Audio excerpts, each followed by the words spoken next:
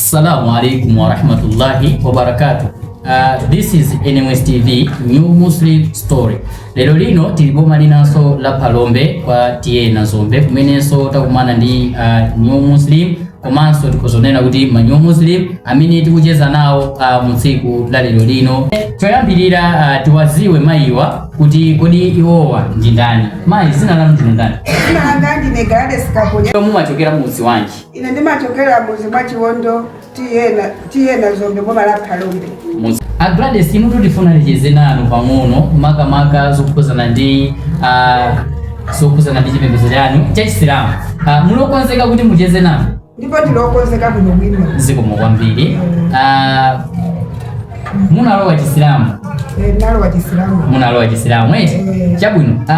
Pamene munalowa Chisilamu kuzafikana panopa mukuona kuti umoyo wanu ukuyenda mwa mtundu wanji poyerekezanso ndi nthawi zina za mbuyo pamene munali kuzipembedzo zina posakhala za Chisilamu? Ineyo pamene nayamba kulowa Chisilamu kuzafika siku la lero ndikuyenda njira zovuta komanso mbali ina nyimbo zabwino. Chifukwa kuti nalowa Chisilamu ndimakumana ndi zinthu zowawa kwambiri. Kuyambira monyozedwa chifukwa chani iweyo wakhala nthawi yayitali pano lero wasankha Chisilamu waganiza bwanji mukapimba akhabe zovutirapo ndithu olobe kumbumba zimakhala zovutirapo mabe inebera kuti aliyense njira kuti amasankha yekha amene koma chifukwa chimene ndinapeza ku Chisilamu ko zinatisangalatsa kwambiri mu moyo mwangamu ndakakana kuti ndiwo Chisilamu akhala kufundia kwambiri. Zikomo kwambiri. Chabwino pambuyo poti munakumana ndi zimenezo tikukhulupirira kunena kuti mwafotokoza mavuto amene munakumana nawo pamene mutapanga join chipembedzo cha Chisilamu. Komano chabwino nanga ndi ubwino uti umene munaupeza pambuyo ponena kuti mumabwerera ku chipembedzo chimene cha Chisilamu? Ine tundaupeza ubwino wa kupenda lwa Chisilamu chifukwa pali mawu ena amene tikaphunzira kuna kwatiko tsena lwa Chisilamu analibe ovutirapo koma mmene ndangolowa Chisilamu kuli ziphuso zina zake zimene zaipatsa kuti sonene ngozakwa zisinthe komanso ndikhalenso oleza mtima pachina chake.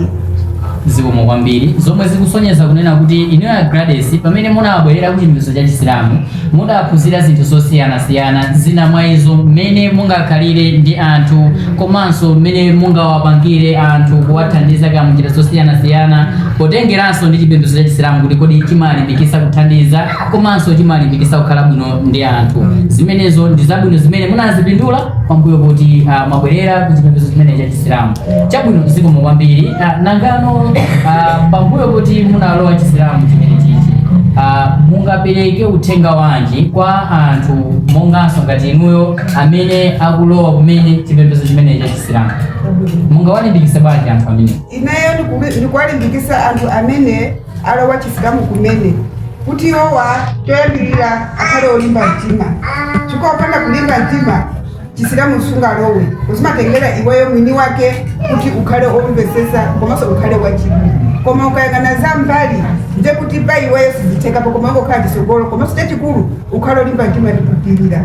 Jazakumullahu khairan. Nimene alimbikitsira mayi amene wawa makamaka kwa anthu ena amene tikupanga join kapena kuti amene tikubwerera kumene ku chipembedzo cha Mulungu Allah Rabbul Izzati wal Jalal chimene chili Chisilamu.